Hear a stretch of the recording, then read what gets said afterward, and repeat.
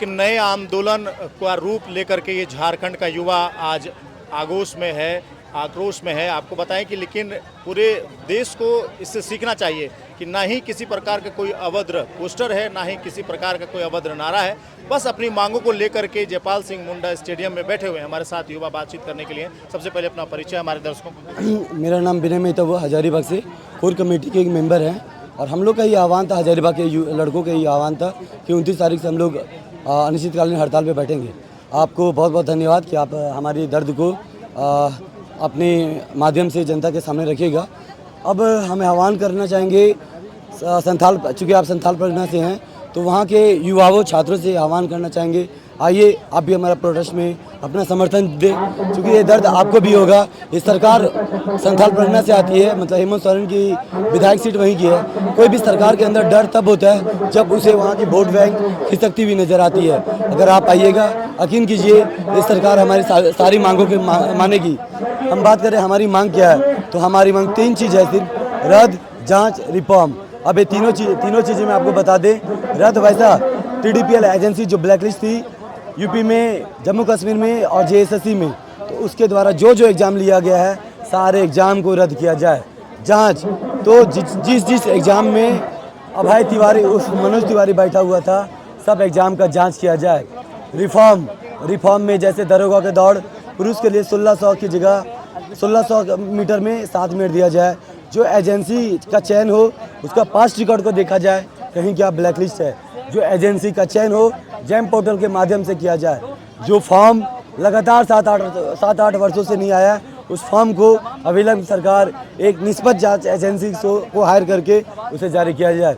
कुछ एग्ज़ाम ऐसे हैं जो सरकार नोटिफिकेशन तो निकाली थी, लेकिन उसका एग्ज़ाम 4-5 सालों से नहीं हुआ, जैसे सचिवालय आशुलिपिक, जैसे LDC, जैसे स्पेशल ब्रांच। जो एग्ज़ाम बहुत वर्षों से नहीं हुई है, जैसे दरोगा, IRB, झारखंड पुलिस, राजस्व कर्मचारी, ये ऐसे तमाम वैकेंसी को मांग के लेकर के हम लोग बैठे हैं। जैसे ये आज 12वां दिन है आंदोलन का, आज तक सरकार का कोई प्रतिनिधिमंडल नहीं आया और मिलने के लिए। ये हम छात्रों के लिए बहुत दर्द वाला चीज़ है, क्योंकि लोकतंत्र में कोई भी समस्या का समाधान तब होता है जब संवाद का रास्ता निकाला जाता है। हम 12 दिन से बैठे हुए हैं। सरकार की जो JMM की राष्ट्रीय महासचिव है, सब प्रवक्ता है सुप्रियो भट्टाचार्य, हर बात पे वो प्रेस कॉन्फ्रेंस करते हैं। क्या हम उनके बच्चे नहीं हैं? क्या हम झारखंड के छात्र नहीं हैं? क्या हम आपको वोट नहीं किए हैं? तो आपकी तो ये नैतिक जिम्मेदारी बनती थी, हम छात्रों के बीच जाएँ, छात्रों की क्या मांग है हम सुने और उनसे संवाद करें। लेकिन सर कहाँ आपकी ये सो गई है? आप हेमंत सोरेन सर से कहना चाहेंगे, आप सही बोले, आपका नियत साफ हो सकता है, मानती है, लेकिन आपके जो सलाहकार है, जो आपके इंटू चिंटू पिंटू लोग हैं, वो आपको गुमराह कर रहे हैं। सर आपकी जब से सरकार बनी है 2019 से, ये आपका दूसरा टर्म है। ऐसा कोई सिंगल एग्जाम नहीं होगा जिसमें पेपर लीक का आरोप ना लगा हो, जिसमें हम लोग आंदोलन ना किए हों। आंदोलन करते FIR दर्ज कर दिया जाता है। आपको गुमराह किया जा रहा है। सर आइए हम छात्र के बीच बैठिए, आपको एक सबूत दिखाएंगे।